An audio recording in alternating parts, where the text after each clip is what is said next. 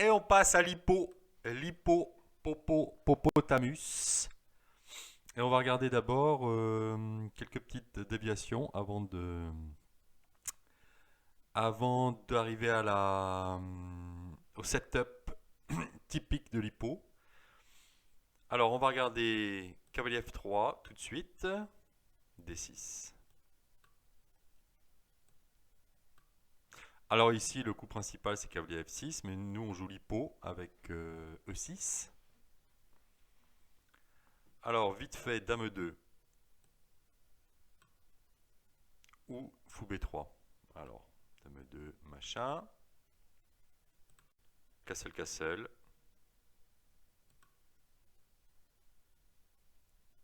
castle castle. Alors tour D1 par exemple, hein. Il y a tellement de coups que on va essayer de passer en revue les grandes idées de l'hippo. Tour D1 cahier D7.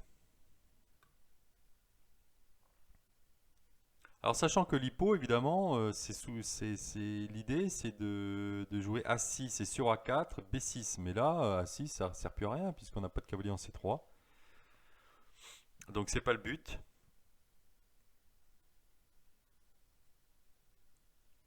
C3,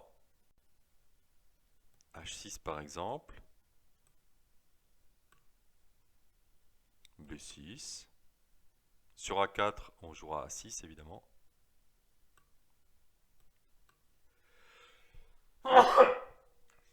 Alors sur un coup comme fou D3 revient, pour éviter de se prendre D5, ben là on va jouer C5. Parce qu'on a comme la colonne D est bloquée. Et sur cavalier G3 qui paraît plus normal. D5, possible, c'est pas mal. Tech. Cavalier là. Voilà, ça c'est une pose amusante, intéressante, peut-être jamais jouée, je ne sais pas. Alors maintenant, on passe au retrait du biche ici, ce qui permet d'éviter les tempos avec des 5. On regarde une variante sans cavalier C3, hein. Ça c'est un peu l'idée du cavalier F3 là, et tout de suite. Alors, cavalier E7. Alors sur H4, évidemment, on ne se laisse pas faire, on joue H6. Et sur cavalier BD2, va ramper vers G3.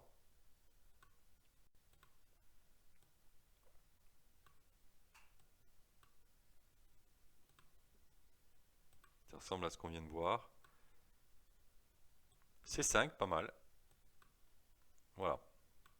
On a que des bonnes pièces, quasiment. Le cavalier demande qu'à sortir. Et on a presque égalisé là. On n'est pas loin, enfin bon, c'est une partie quoi. Alors maintenant, on en vient à cavalier C3, qui est le coup principal évidemment. Et là-dessus, on va placer les A6 à 4. Alors D6. Alors, regardons dans cette vidéo fou E3, fou G5 et cavalier F3 sans fou C4. Ça, ce sera la tabia de base. La mainline tabia. Alors fou E3, A6, A4. Alors, fou E3 est un coup malin. Pourquoi? Parce qu'on n'a pas donné l'adresse ni du pion F, ni du cavalier G1. Donc, on espère cavalier F3 pour jouer un hypotypique. Et on n'a pas envie de jouer un hypotypique et de se prendre un F4 dans les dents. C'est possible, c'est absolument possible. B6 est un coup jouable, mais ça me dérange de laisser faire F4. Mais c'est possible. Alors, à la place, on va jouer cavalier F6, c'est une pirque. Avec quelle idée? L'idée, c'est qu'après F3, eh bien, c'est une pirque classique, sauf que A6, A4 gêne le grand roc. Blanc. Ensuite, l'Autrichienne, même raisonnement, A6 A4 n'est pas à l'avantage des blancs. Et en plus, sur les poussées, le cavalier a des des cases d'extension, de bondissage en G4 avec tempo. Donc ça, c'est pas un mal. Donc on se permet de retrouver la pirque après fou E3 et A6. Donc fou E3, coup intéressant, c'est pas mal. Hein. Alors fou G5. À retenir, quand le fou arrive en G5 et qu'on vise une hippo, on joue H6 quasiment tempo ou au coup d'après. Alors ici, on va placer A6 A4 d'abord. Et là, paf, tempo. Hein, on ramasse le tempo. De toute façon, H6 fait partie du setup. Alors H4 ou fou E3 H4. Alors ici, on peut jouer C5 avec l'idée pion joue ici ou là, dame A5. Ça me plaît. Je pense que je vais jouer ça. Et sinon, on peut jouer cavalier C6, qui est bien aussi. Attaque. Et sur un coup comme cavalier G2 défend. Paf! Extraordinaire. Ça, c'est pas mal aussi. Hein. Ça, c'est pas mal aussi. Hein. J'imagine que les blancs vont suivre par F3 avec une game bizarroïde. Alors, ça c'était fou H4. Fou E3. Alors B6 maintenant. On peut... l'idée, c'est qu'on laisse pas faire... on joue pas cavalier D7, on rampe pas en laissant les blancs visser l'aile dame comme ça. On peut laisser faire A5 si on a des cavaliers C6 avec des cases, etc. Avec, mais de ramper, ça fait beaucoup là. On peut ramper avec B6, fou B7. Parce que A5 n'est plus une menace à cause de B5. Donc faire attention, pas s'emmêler les pinceaux là. Donc nous proposons B6. Alors voilà, sur F4, on a cette fameuse hippo contre l'Autrichienne qui n'est pas idéale, mais on a gagné H6 tempo qui fait partie du setup. Et ma foi, c'est pas non plus la fin du monde. Hein. On va jouer comme ça. Voilà. Et ici, on va pouvoir roquer relativement tranquillement. Les blancs vont sûrement petit roquer. Et puis, on va essayer de placer. Le cavalier va venir en E7, bien sûr. On va essayer de placer soit un E5, soit un D5 avec une française. Un des deux, on va voir.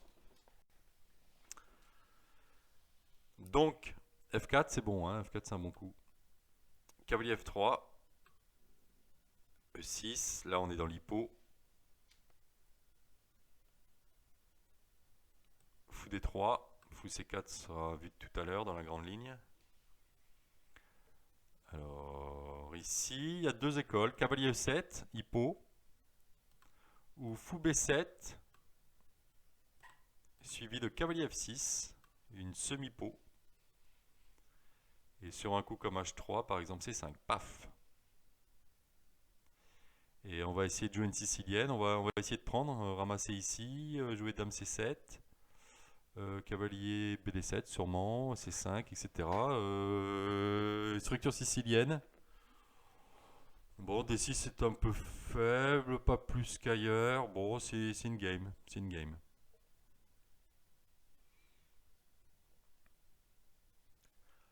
On a vu fou G5. On a vu fou G5 au quatrième coup ici. Ici. Donc maintenant on va s'attaquer à l'hippo. L'hippo proprement dite, c'est-à-dire E4, D4 et les deux chevaux.